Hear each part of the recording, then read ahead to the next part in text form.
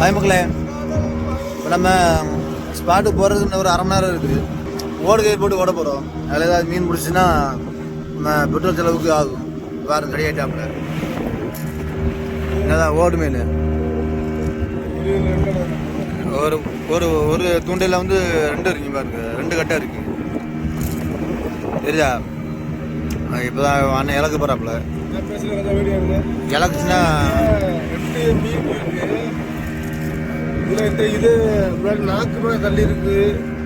இது இருந்தால் தான் இது கடலில் போட்டுட்டா மீன் மாதிரியே உள்ள நேரம் உள்ள போயிடும். அதுக்காக தான் இது இருக்கு.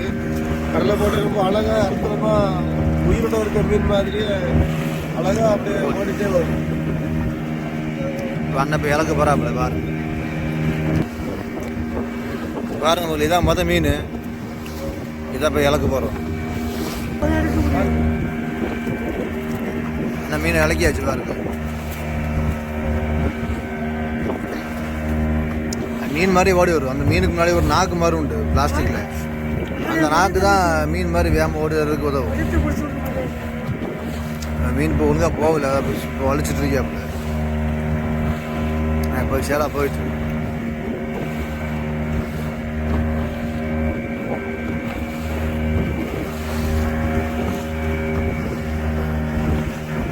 ஒழுங்காக மீன் ஓடி வருதாங்கிறது அப்படி வலிச்சு பார்ப்பாப்புல. மீன் ஒழுங்காக ஓடுதான். இப்போ அடுத்த மீன் இலக்க வரும். இப்போ அடுத்த மீன் இலக்கியாச்சு பாரு. இது அடுத்த மீன், 2வது மீன். இப்போ இதையும் இலக்க போகிறான். அதையும் இலக்கியாச்சு.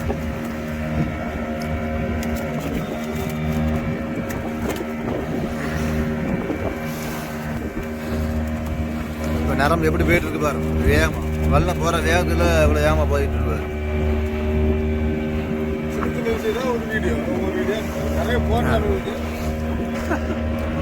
கஜா அடிஞ்சா ரோலுக்கு பின்னாடி ஒரு கயிறு உண்டு. இந்த ரோலை நம்ம வந்து காலையும் கயிறு வைக்க முடியாது. மீன் அடிச்சுட்டுனா வந்து காலை வெட்டிடும், காலை கையை வெட்டிடும். அதனால நம்ம அதில் ஒரு ரோப் ஒன்று போடுறோம். ரோப்பை நம்ம காலில் வச்சுக்கிறோம். காலில் வச்சுட்டா நமக்கு வந்து காலையில் அடி வச்சும் படாது.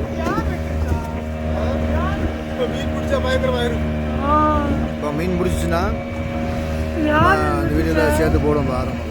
சரியா? வீடியோ பிடிக்கலன்னா இதுதான் வீடியோ.